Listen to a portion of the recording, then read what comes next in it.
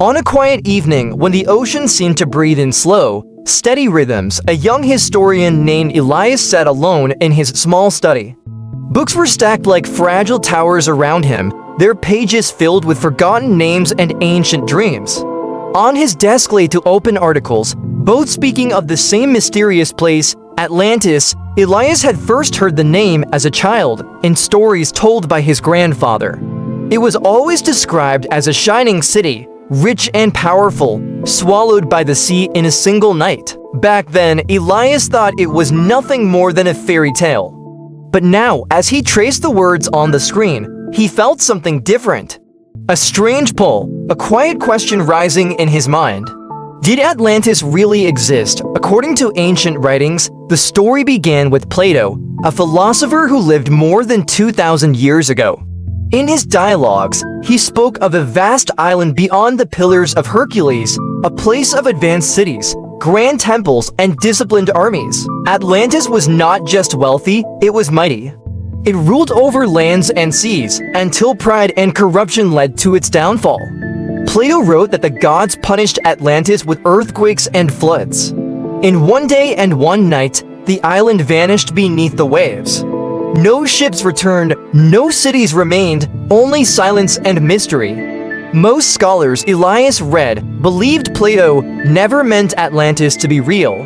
They said it was a lesson, a story meant to warn people about greed and power, a mirror held up to human weakness. Yet others were not so sure. Why, they asked, would Plato describe Atlantis with such detail if it were pure fiction? Elias leaned back in his chair and closed his eyes. He imagined towering walls of stone, golden roofs shining under the sun, and crowded harbors filled with white-sailed ships. Then, in a sudden rush, he imagined darkness, water, and the sound of a world collapsing. Somewhere between history and legend, Atlantis waited. And Elias knew his journey into its mystery had only just begun. The next morning, Elias woke before sunrise. The story of Atlantis had followed him into his dreams, filling his mind with images of broken pillars and drowned streets. He made a cup of strong coffee and returned to his desk, determined to search deeper. If Atlantis had truly existed, he thought it must have left something behind. He began reading about the many theories that had grown around Plato's tale. Over the centuries, explorers, writers, and dreamers had tried to match Atlantis to real places on Earth. Some believed it once stood in the middle of the Atlantic Ocean, a vast continent that slowly sank into the sea. Others pointed toward the Bermuda Triangle, claiming strange rock formations beneath the water were ancient ruins. Elias studied the photographs carefully. Lines in the sand, shadows shaped like walls. Patterns that looked almost human-made, but scientists explained that nature could easily create such forms. Waves, pressure, and time were powerful artists. Another theory led him far to the south, to Antarctica. Some writers claim that long ago, before ice covered the land, a great civilization had lived there. According to them, shifting continents had buried Atlantis under frozen silence. Yet modern geology rejected this idea. The Earth, it seemed, did not move in such dramatic ways. Then Elias found a theory that caught his attention. Many historians believed Atlantis was inspired by the Minoan civilization. Thousands of years ago, the Minoans lived on the island of Crete and nearby Thera. They built advanced cities, traded across seas, and ruled with naval power. Then a massive volcanic eruption shattered their world. Tsunamis followed, cities collapsed, lives were lost. The story sounded familiar. Could Plato have heard echoes of this disaster, passed down through generations, reshaped into legend? Elias paused and stared out his window at the distant horizon. Maybe Atlantis was not a single place, he thought. Maybe it was a memory, broken and scattered, floating through time. Like pieces of a shattered mirror, each theory reflected a different truth.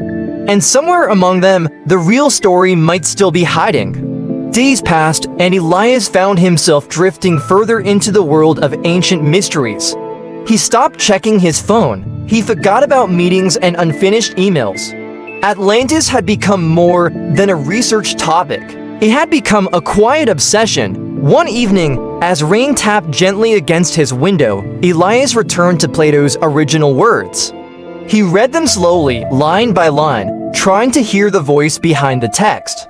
Plato did not write like a storyteller who wished only to entertain. His tone was careful, thoughtful, almost serious. Plato claimed that the story of Atlantis had been passed down through Egyptian priests and brought to Greece by Solon, a respected lawmaker. According to this tradition, the tale was ancient, far older than Plato himself. If this were true, Atlantis was not born from imagination alone. It was inherited, but Elias also knew Plato was a philosopher first. He used stories to teach. In many of his works, fictional dialogues and invented characters carried deep moral lessons. Atlantis, in this light, could be another tool. A warning about how even the greatest societies could fall when pride replaced wisdom. Yet something still troubled Elias. Why choose an island? Why place it beyond known lands? Why describe its rings of water and land, its canals, its palaces, its laws? The details felt too rich, too precise, to be careless invention. He read about the Black Sea flood theory next. Thousands of years ago, rising waters may have broken through natural barriers, flooding vast lands and forcing people to flee. Survivors would have carried memories of destruction, passing them on as stories of lost worlds. Memory, Elias realized, was fragile over generations, truth bent. Fear grew, imagination filled the gaps. A small flood became a great deluge, a fallen city became a vanished empire. Perhaps Atlantis was born in this space between fact and fiction. Not entirely real, not entirely false, a shadow of history shaped by human longing and loss. As Elias closed his book, he felt closer to Atlantis than ever before. And yet, it seemed further away than it had at the beginning. On the final night of his research, Elias sat quietly in his darkened study. Only a small desk lamp lit the room, casting long shadows across stacks of notes and books. For weeks, Atlantis had filled his thoughts. Now, he felt strangely calm. He had followed every path the story offered. From Plato's philosophical lessons to the ruins of the Minoans, from frozen Antarctica to flooded shores near the Black Sea, each theory carried fragments of truth, yet none could stand alone. No maps marked Atlantis, no inscriptions named it. No ruins could be proven beyond doubt, and yet the story refused to fade. Elias realized that perhaps he had been asking the wrong question. It was not only, did Atlantis really exist? It was also, why did humanity never stop searching for it? Atlantis represented more than a lost island. It was a symbol of human ambition, of greatness and failure, of the dream that somewhere, once, a perfect society had lived in harmony before falling to its own flaws. Plato may have created Atlantis as a warning, but generations had turned it into a hope. A hope that the past still held secrets, that history was not fully written. That mystery still belonged to the world. Elias opened his notebook and wrote his final sentence. Atlantis exists in memory, in imagination, and in our desire to understand ourselves. He closed the book. Outside, the ocean continued its endless movement, hiding its depths beneath a calm surface. Perhaps somewhere below, there were ruins, perhaps there were none. But in the silence between waves, Elias felt he had found his answer. Atlantis lived, not in stone or sand, but in the human mind.